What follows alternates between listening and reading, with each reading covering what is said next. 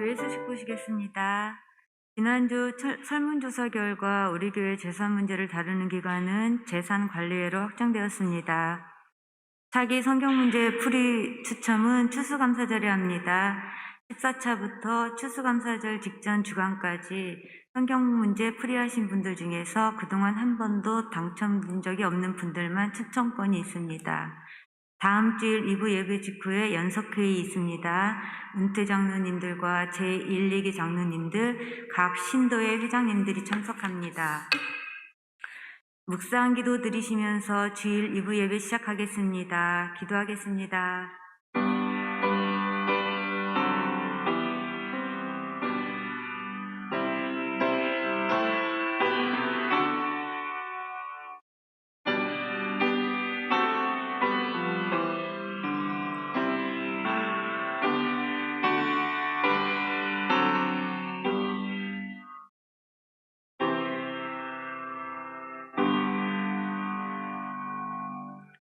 하나님 아버지 예배드립니다. 하나님 기쁘게 받아주시고 은혜 내려 주옵소서.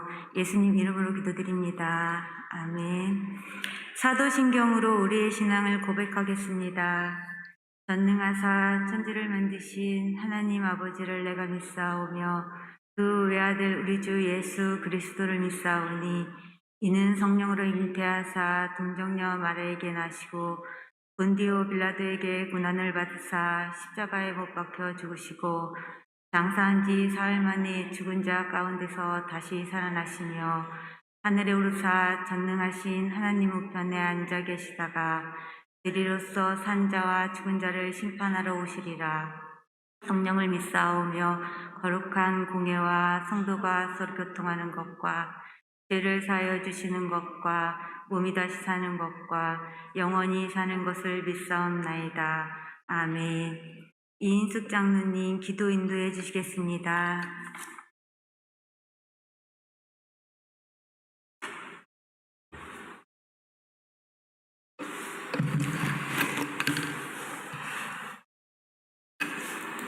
기도드리겠습니다. 아름다운 자연과 풍요로운 결실의 개소를 주신 하나님께 감사와 찬양드립니다. 하나님은 변함없이 자연을 통치하시고 기쁠 때나 어려울 때에도 여전히 우리를 향한 하나님의 은혜도 변함없으신 줄을 믿습니다. 주님, 오늘 우리 이 시간을 통해서 우리의 몸과 마음을 주님께 드리오니 이 예배를 받으시고 축복하여 주옵소서. 코로나19의 확산의 염려와 걱정 속에 있는 혼돈한 이 세상 속에서도 우리를 눈동자처럼 지켜주시고 인도하여 주심을 감사합니다. 그러나 우리는 주님의 인도하심을 받기보다는 세상의 지혜와 이익과 내 생각이 우선하였던 어리석음과 무지함과 교만한 마음을 이 시간 다 회개하오니 용서하여 주옵시고 이 예배를 통해서 주님과의 관계가 바로 서게 하시어 주님의 나라와 주님의 뜻으로 우리의 삶이 채워지는 시간이 되게 하옵소서. 주님, 우리나라뿐만 아니라 온 세계가 코로나19로 힘들고 지쳐 있습니다. 정치, 경제, 사회, 문화, 외교 모든 분야에서 불안한 가운데 서 있는 이때 주님의 더 크신 긍휼과 은총의 손길을 주시어 이 코로나로 인해 고통당하는 온 인류를 구원해 주옵소서. 하루속히 코로나가 종식되어 일상의 안정된 삶 속으로 돌아가 하나님을 마음껏 찬양하고 예배할 수 있는 일이 속히 오게 하옵소서. 코로나로 인해 우리에게 주는 교훈과 주님의 뜻을 깨닫게 하옵소서. 코로나로 인해 믿음이 떨어지지 않게 하시고 교회에 오는 것이 멀어지지 않도록 우리의 믿음을 굳건히 붙잡아 주옵소서. 주위 환경이 힘들고 어렵다 할지라도 핑계 삼아 환경 속에 주저앉지 않게 하시옵고 어려울 때 더욱더 주님만 의지함으로써 늘 기쁨이 넘치는 생활을 하도록 인도하옵소서. 믿음 없이는 주님을 기쁘시게 하지 못한다는 사실을 알지만 때로는 믿음으로 산다는 것이 어렵게 느껴질 때도 있습니다. 그럼에도 우리들의 마음을 주장하사 주님의 은혜와 사랑으로 인해 감사와 기쁨이 넘치게 회복시켜 주옵소서. 주님, 우리 교회를 하나님 여호와께서 그 이름을 두시려고 택한 이곳에 성전 허락하심을 감사합니다. 우리 교회를 통해 생명을 살리고 이웃에게 주님의 사랑을 전하는 교회가 되게 하옵소서. 교회가 성령으로 충만하여 주님의 크신 영광 드러나게 하옵시고 아름다운 믿음의 열매를 맺는 교회가 되게 하옵소서. 이 시간 말씀을 듣고 들고 이 단에 서신 목사님 성령의 권능으로 붙드시며 성도들의 안전을 위해 늘 기도하며 애쓰며 주님께 부르짖는 기도를 들어주옵소서. 오늘 말씀이 목마른 우리에게 생명수 같은 말씀으로 사모하는 성령들의 은혜의 단비가 되고 영혼 깊은 곳에서 기쁨이 넘쳐나게 하옵소서. 천지를 지으시고 붙들고 아버지 하나님 계신 전능하신 하나님 손에 거함으로 마음의 평안함을 허락하시옵소서. 눈에 보이는 것으로 아버지 보이지 않는 하나님을 놓치지 않게 하옵소서. 우리의 피난처 되시며 영원한 소망이 되시는 예수님의 이름으로 감사하며 기도드렸습니다. 아멘.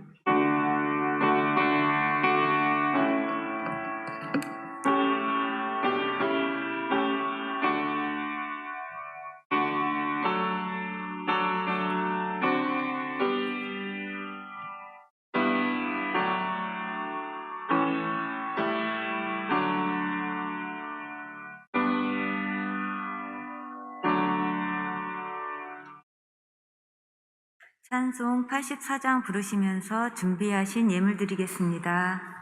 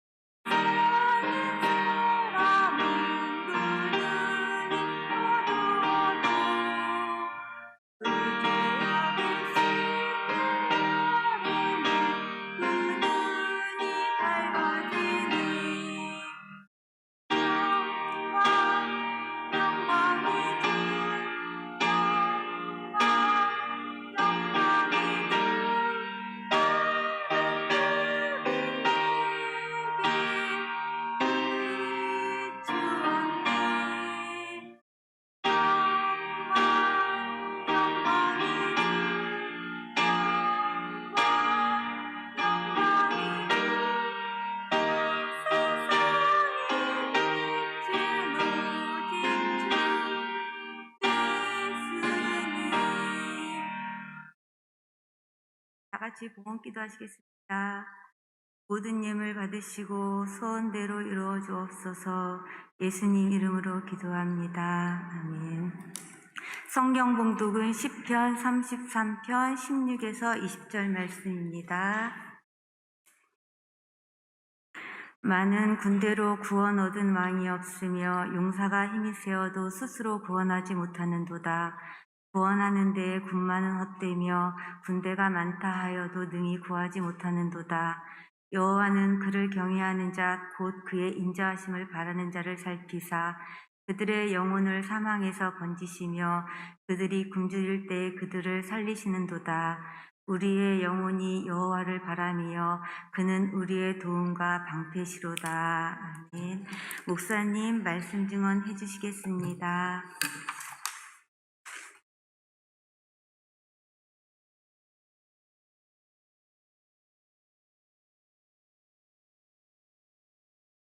기도하겠습니다. 고마우신 하나님, 이렇게 하나님 앞에 나와서 예배 드릴 수 있다고 하는 것이 얼마나 감사한 것인지 깨닫습니다. 우리를 사랑하시는 그 크신 사랑, 죽어마땅한 죄인들임에도 독생자를 아낌없이 우리에게 보내주신 그 하나님의 사랑, 그럼에도 불구하고 하나님의 우리를 외면하지 아니하시고 품어주시는 사랑, 감사하며 찬송하며 살게 하시고, 이 시간 드린 예물, 이 모양 저 모양으로 드린 모든 것들 하나님이 크게 기쁨으로 받으시고 사람의 머리로 측량할 수 없을 만큼 넘치는 은혜로, 믿음으로, 건강으로, 재물로 갚아 주옵소서. 윤택하고 풍성한 생명을 크게 누리며 주님 기쁘시게 해드리는 삶을 살아가는 우리 모든 성도들이 꼭 되게 하여 주옵소서. 성경에 약속한 대로 다 그 축복 누리게 도와주시옵소서. 예수 그리스도 이름으로 감사하며 기도하옵나이다. 아멘. 지도를 한번 보시겠습니다. 지도를 보시면 노아의 아들이 셈과 함과 야벳입니다. 이 셈과 함과 야벳이 이제 족속을 이루어요. 그 족속이 또 나라들을 이룹니다. 여기 보면 초록색이 중앙아시아 쪽으로 뻗어서 아메리카 쪽으로 죠. 이게 셈족입니다. 셈족. 그 다음에 노란색이 유럽 쪽으로 뻗어가죠. 이것이 야벳 족속입니다. 그리고 붉은색이 아프리카 쪽으로 가죠. 이게 함족입니다. 우리나라는 셈족에 속하죠. 같은 셈족인데 우리나라 사람하고 저 아메리카 사람들하고 많이 다른데, 아메리카는 사실은 셈족뿐만 아니라 함족, 야벳족 다 섞였다고 봐야 됩니다. 왜냐하면 아프리카 사람들 많이 노예로 데리고 갔고, 또 야벳족 속 사람들이 청교도 때 많이 또 그리 이주도 하였고요. 어쨌든 셈족, 함족, 야벳 족속이 세계에 어떻게 뻗어나갔는지 그 분포도를 우리가 지도를 통해서 볼 수 있는 거죠. 다음으로 넘어가 보시죠. 다음으로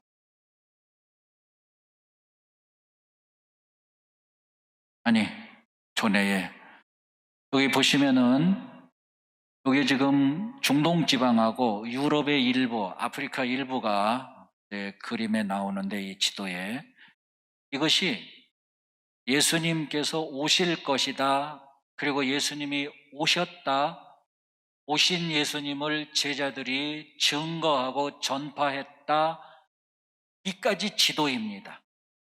거기까지. 그 이후에 예수님이 이 세상에 오셨다가 승천하신 그 이후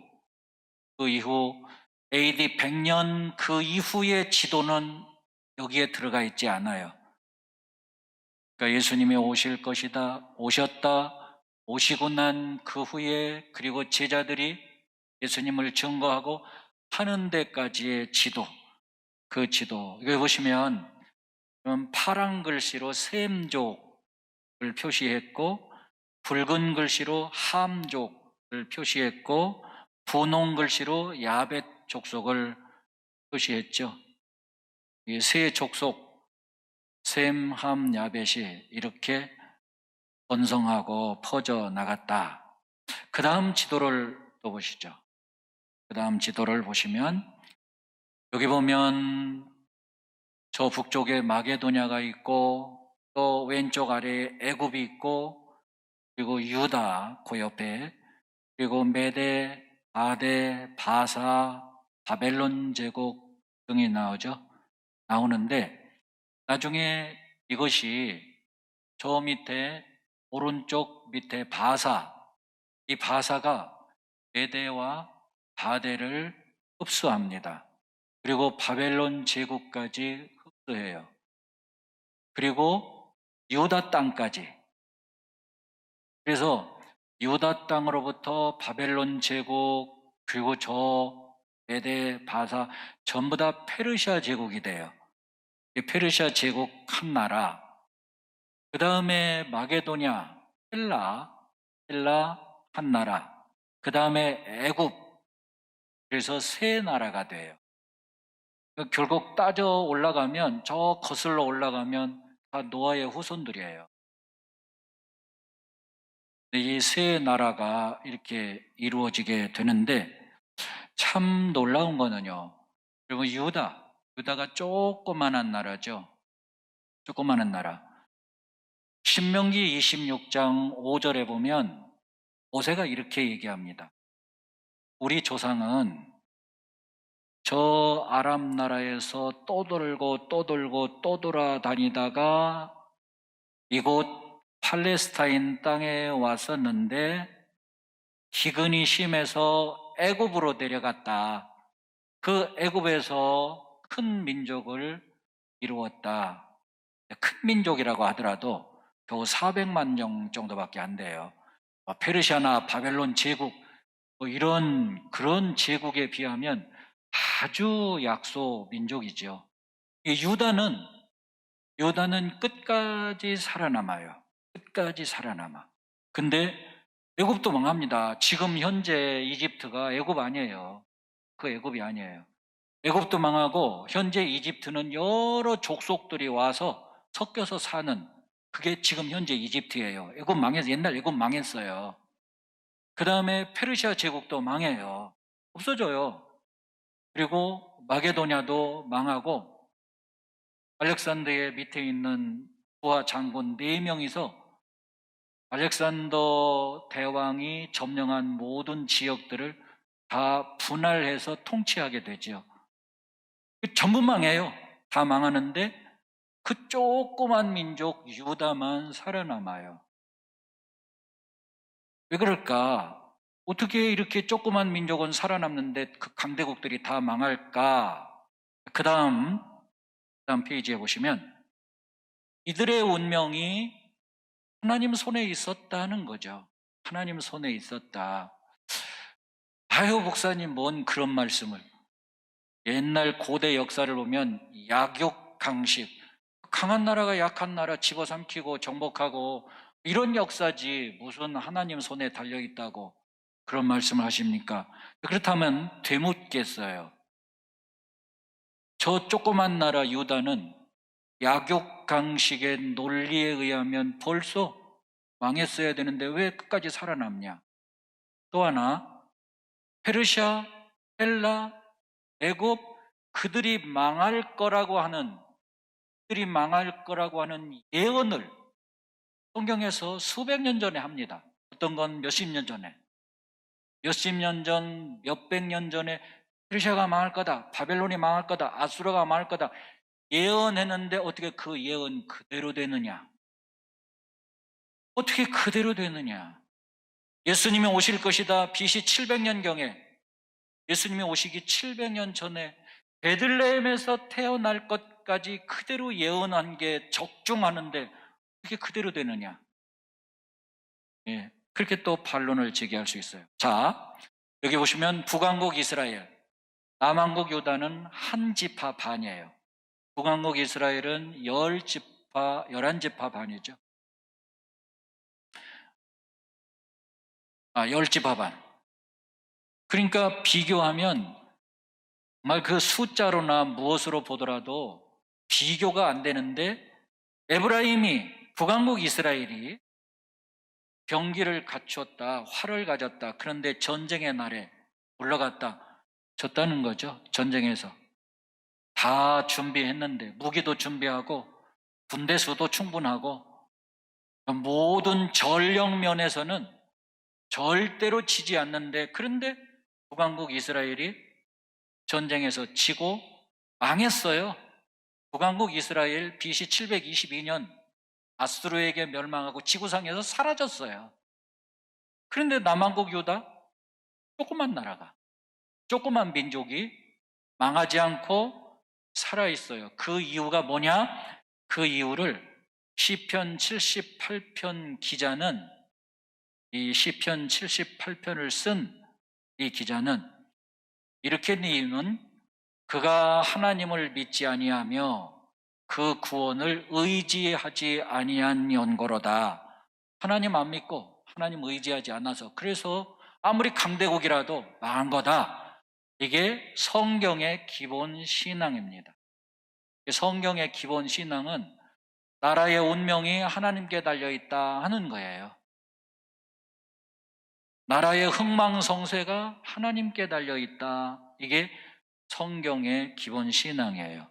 자, 그 다음 페이지 한번 보시면 시편 33편 16절 20절 오늘 읽은 본문인데요.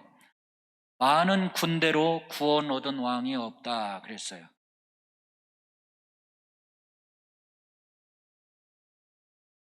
많은 군대, 아수르 제국, 바벨론 제국, 페르시아 제국, 군대가 많죠. 제국이니까 어마어마합니다. 수백만의 군대를 가졌어요. 근데 이 많은 군대를 가졌다고 해서 그 나라가 건재했느냐? 망하지 않았느냐? 아니에요. 그렇게 많은 군대를 가졌어도 이 나라들 다 망했어요. 또 강한 군대, 페르시아의 공포의 군수부대 망했어요. 스파르타 망했어요. 헬라의 알렉산더 망했어요. 다 망하고 지구상에서 사라졌어요. 용사가 힘이 커도 스스로 구하지 못하는도다. 여러분, 아까 셈족이 속해 있는 아랍 나라, 지금의 이라크 땅인데요. 거기에 니무르시라고 하는 그런 족속이 살아 있었다고 하는 것을 볼 수 있는데, 아까 지도에 지나갔는데, 그 니무릇을 성경에 보면 용사하더라. 굉장히 힘이 세고 키도 크고 기골이 장대하고, 근데 그 용사들, 그들도 망하죠.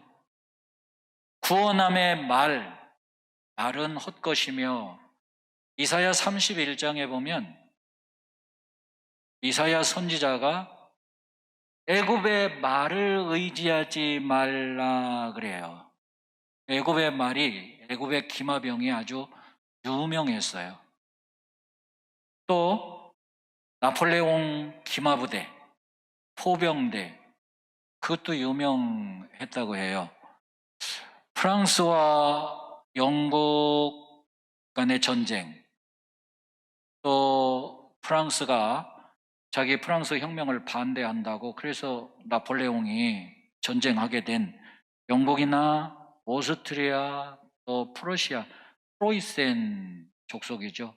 그리고 러시아, 이 네 나라가 연합을 해가지고 나폴레옹하고 싸운 그런 전쟁이 있었는데, 맨 마지막 최후의 전쟁이 워털루 전쟁이라고요.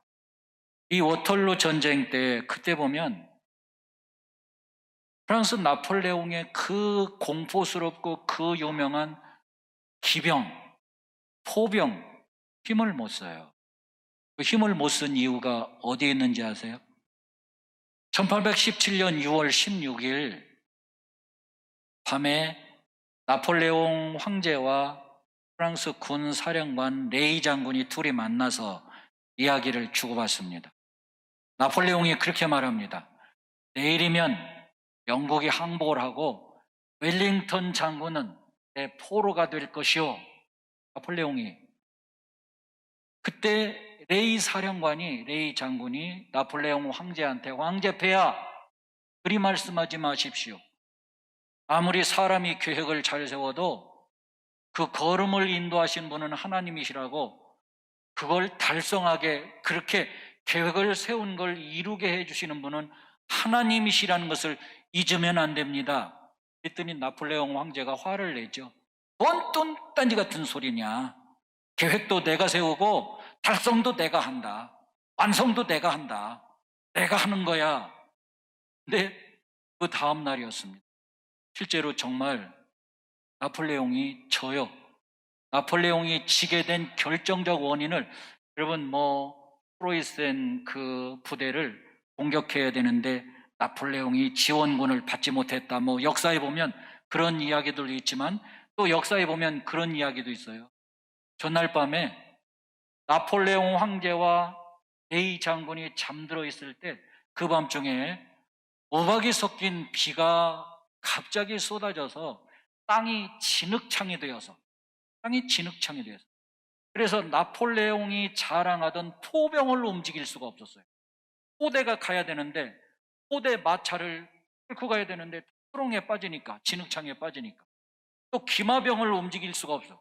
또 기병대를 움직여야 되는데 이 기마병들 또 말이 진흙창에 빠져가지고, 그래서 2시간 동안이나 지연되는 바람에 나폴레옹 군대가 프로이센 부대와 웰링턴 장군의 부대가 연합하는 것을 막지 못해서, 그래서 이 전쟁에 패하고 말았다고 이렇게 또 기록하는 그런 역사도 있어요. 그건 뭔 얘기냐면 비 때문에, 우박 때문에 땅이 진창이 되어서 결국 그것 때문에 패배했다는 이야기. 그러니까 아무리 사람이 전술이 뛰어나고 전력이 높다고 하더라도 하늘이 돕지 않으면 안 된다. 왜 역사에 보면 그런 이야기들이 많이 나와요. 옛날에 날씨가 전쟁의 승패를 좌우하던 그런 예들 참 많이 있죠. 워털루 전쟁뿐만 아니라 적벽대전도, 그것도 주유의 10만 대군과 조조의 100만 대군이 싸웠는데 날씨 때문에 주유가 이기잖아요. 조조가 져요. 노르망디 상륙작전, 그것도 유명해요. 날씨 때문에.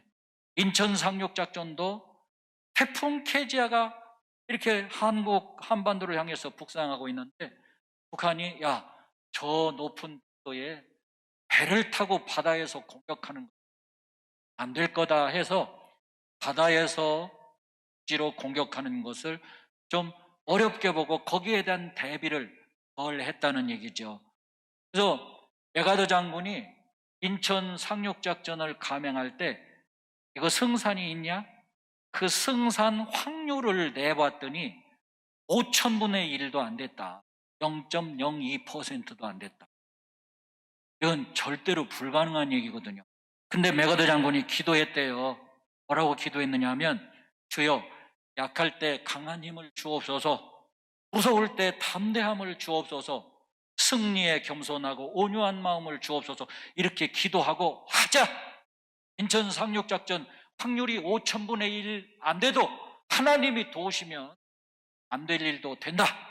하자 해가지고 그거 해서 결국 우리나라 건질 수 있었잖아요. 하늘이 도와야 된다. 그 다음에 시편 73편에 보면 나는 거의 넘어질 뻔하였고 나의 걸음이 미끄러질 뻔했다. 무슨 얘기예요? 넘어질 뻔, 미끄러질 뻔, 믿음에서 떠날 뻔했다는 거죠. 하나님을 버릴 뻔했다는 거죠. 왜? 악인의 형통함을 보고, 오만한 자가 잘 되는 걸 보고. 여러분, 이거 아세요? 예수 믿는 사람이 제일 힘드는 게 뭔지 그거 아세요? 예수 믿는 사람들이 제일 힘드는 거는 내 자신이 당하는 고통과 고난과 역경이 아니에요. 악한 사람이 하나님을 믿지 않고 하나님을 욕하는 그 사람은 잘 되고, 성실하게 정직하게 의롭게 믿음으로 사는 나는 고난을 당하고, 이게 제일 예수 믿는 사람에게 제일 힘든 일이 그거예요. 그럴 때 정말 하나님이 살아계신 거야? 이렇게 믿음을 산다고 하는 게 이게 정말 잘하는 거야? 내가 바보 아니야? 사탄도 온갖 생각을 집어넣어 주지요. 눈앞에 펼쳐지는 장면은, 상황은, 현실은 악한 사람이 떵떵거리고 여기 보십시오. 여기 보면 악한 사람이 죽을 때도 편안히 죽어. 그리고 늙어도 그 힘이 강건하고 여전해, 건강해. 사람들이 당하는 흔한 그런 고난이 그 악한 사람들에게는 없어. 재앙도 당하지 않아. 그리고 더 기가 막힌 건 그들은 자기들 마음에 원하는 것보다 더 많이 벌어. 돈을. 나는 죽으라고 고생해도 돈 못 버는데 하나님 앞에 열심히 기도하고 아마 열심히 막 11조도 했는데 나는 그렇게 그런 돈을 못 버는데 저 사람은 11조는커녕 믿음 없고 오히려 하나님을 배반하고 그런 사람인데 저 사람은 더 잘 살고 부자로 살고 원하는 것보다 더 얻고, 이거 얼마나 정말 속상하겠어요. 얼마나 실망하겠어요. 얼마나 낙심되겠어요. 그래서 예수 믿는 사람이 제일 힘든 게 뭐냐? 제일 힘든 게 내 자신이 고난을 당하는 것보다 악한 사람이 잘 되는 거, 그런데도 하나님이 가만히 계시는 거, 이걸 보는 게 참 힘들고 견디기 어렵다. 그래서 시편 73편의 이 신앙인이 그러다가 저러다가 낙심했다가 다시 또 일어섰다가 성소에 들어갔어요. 성전에 들어가서 하나님 어찌 이런 일이 생깁니까? 하고 하나님 앞에 기도할 때 하나님께서 깨달음을 주셨다는 거예요. 깨달음을. 뭔 깨달음을 주셨냐면 주님이 참으로 그들을 파멸에 던지실 거다. 그들이 어찌 갑자기 황폐하게 되었는가? 어찌 그들이 정말 놀랄 정도로 전멸하게 되었는가? 그걸 보게 될 거다. 그러니 악인들의 형통함을 보고 불평하고 낙심하고 좌절하고 그러지 말아라. 너는 그저 오직 믿음으로 살아라 하는 얘기예요. 하박국 선지자가 이런 걸 경험했죠. 착하고 선하고 의롭고 하나님 말씀대로 살고 율법도 잘 지키는 요시야 임금은 머깃도에서 바론 느고에게 개죽음을 당해요. 그런데 하나님도 안 믿고 악한 바론 느고는 떵떵거리면서 강대국의 왕이 되어서 사는 거예요. 이런 모순된 일을 보고 왜 하나님을 믿는 정직하고 의롭고 선한 왕이 이렇게 죽고 그렇지 않은 악한 왕은 저렇게 잘 되고 이런 모순된 일이 왜 벌어지는 거냐고 망대를 높이 쌓아 구름에 닿을 때까지 쌓아 올라가서 거기 꼭대기에 올라가서 하나님 어째서 이런 일이 생기는 겁니까? 항의하죠. 항변하죠.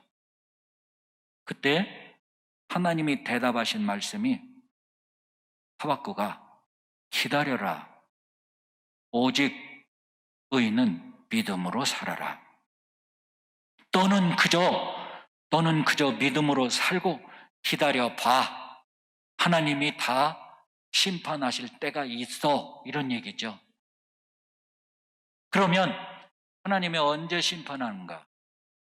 하나님이 언제 악한 사람을, 회개하지 않는 자를 심판하냐?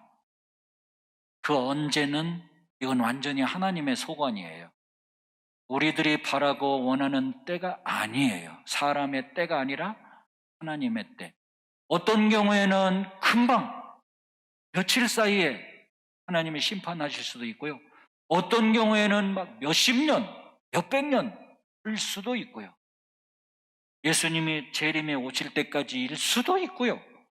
하나님이 심판하실 때는 사람의 때가 아니고 하나님의 때. 헤롯 대왕이 있죠. 예수님이 태어났을 때 예수님을 죽여야겠는데 예수님이 어디 있는지 모르겠고 그러니까 2살 이하의 사내 아이는 다 죽여라 명령을 내렸던 헤롯 대왕. 그 헤롯 대왕의 아들 아리스블로토스, 또 그 아들 헤롯 아그리파 1세. 이 헤롯 아그리파 1세가 예수님의 제자 야고보를 잡아다가 목을 쳤어요. 죽였어요. 그리고 또 베드로까지 잡아서 죽이려고 베드로를 잡아서 감옥에 가두었어요. 진짜 참 큰일이에요. 이때 사도행전 12장에 보면 무슨 말씀이 나오냐면 교회는 이를 위하여 간절히 빌더라 그랬어요. 교회가 기도했어요. 예루살렘 교회 기도했어요.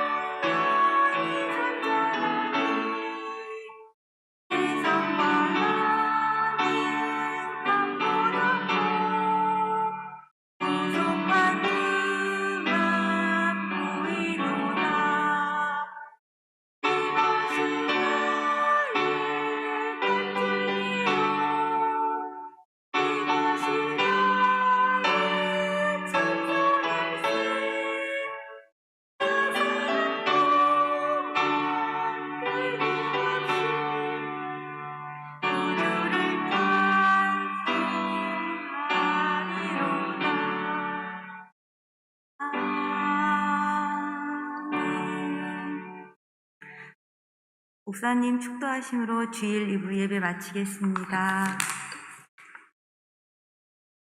지금은 우리 주 예수 그리스도의 충만하신 은혜와 하나님 아버지 그 크신 사랑과 성령님 감동 감화하시고 도우시며 위로하시며 축복하시는 은총이 우리 모든 성도들 머리 위에 늘 충만토록 함께 하옵시기를 간절히 축원하옵나이다. 아멘.